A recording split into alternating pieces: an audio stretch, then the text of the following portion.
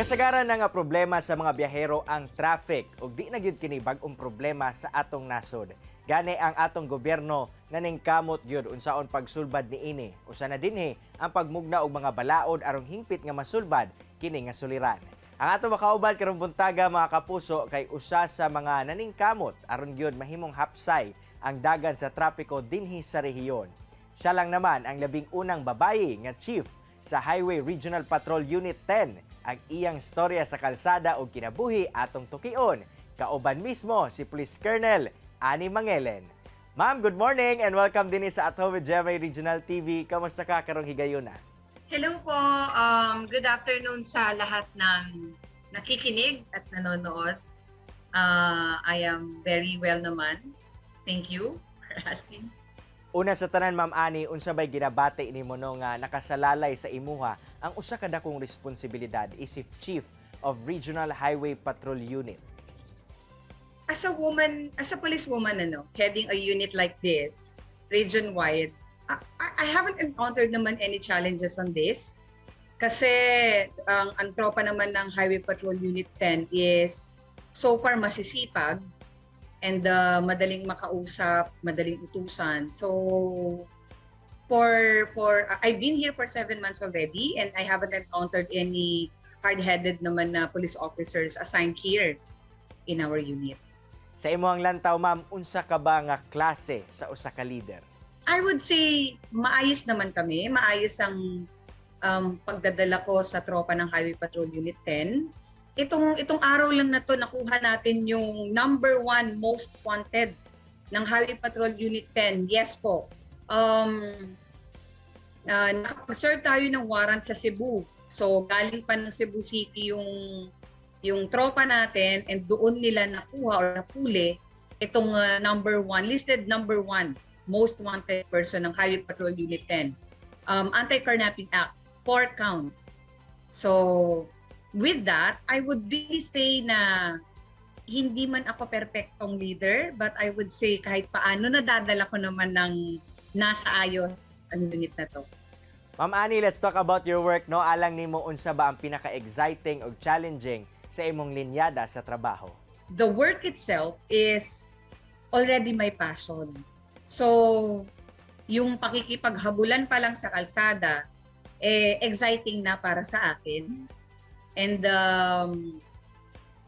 yung pagiging police ko mismo, I wouldn't, kumbaga wala na akong mahihingi o mapipili pa na ibang trabaho bukod sa pagiging police. Ma'am, di ginato malikayan ang mga reklamo tungod sa dagan sa trapiko no dinhi sa atoang rehiyon. Paunsa ba nimo kini ginahandle? For now kasi ang Cagayan de Oro is alert level 1 pa rin. So basically, yung volume ng sasakyan is nasa kakalsadahan talaga natin.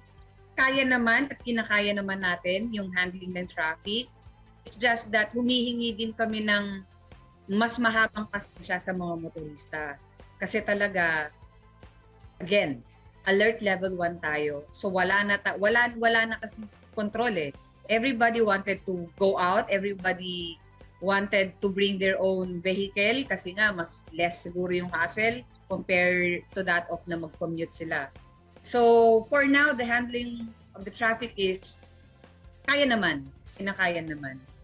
Isip babaye o chief sa Regional Highway Patrol Unit 10, unsa ba ang leksyon nga imuha gyud gina-instill, Ma'am Ani, ngadto sa imong mga kaubanan? Simple lang talaga, disiplina sa sarili. Kaya ay paulit-ulit ko yan sinasabi, disiplinahin nila ang sarili nila. Kasi matatanda na tayo eh. Hindi na ako po pwedeng makapag-impose o makapag-instill ng kung ano pa man disiplina sa kanila maliban sa sila mismo ang didisiplina sa sarili nila. So, hindi ko man sila tinatakot o hindi ko man sila pinapakitaan ng kung ano pa man. Pero I always remind them to act accordingly. Lastly, Ma'am Ani, alang sa itong mga kapuso, viewers, labi na sab sa mga inahan o mga babaye nga naglantaw karong buntaga, unsa ba ang imong mensahe ngadto kanila?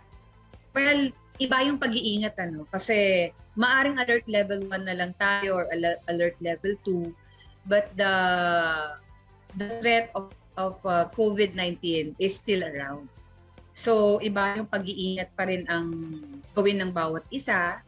And dun sa mga mga biyahero naman natin, para maiwasan na rin yung hassles sa biyahe nila, please po dalhin nyo na or bitbitin nyo na kung ano yung mga lihito mong dokumento ng sasakyan para ano man, may maipapakita sila agad. Of course, yung mga drivers natin, make sure na lisensyado po kayo. And doon naman sa mga commuters, as much as possible, kung maari lang naman sana, travel lightly. Huwag na magdala ng kung ano-ano pa. At kung maari din sana, ilimita yung pagdadala or pagsama ng mga maliliit na bata. And yun lang po, iba yung pag-iingat. Daghang salamat Police Colonel Annie Mangelen sa gihatag di mga oras kanamo nang hinaot mi sa kalampusan sa imuhang trabaho. Thank you po. Thank you. Kini ang At Home with GMA Regional TV.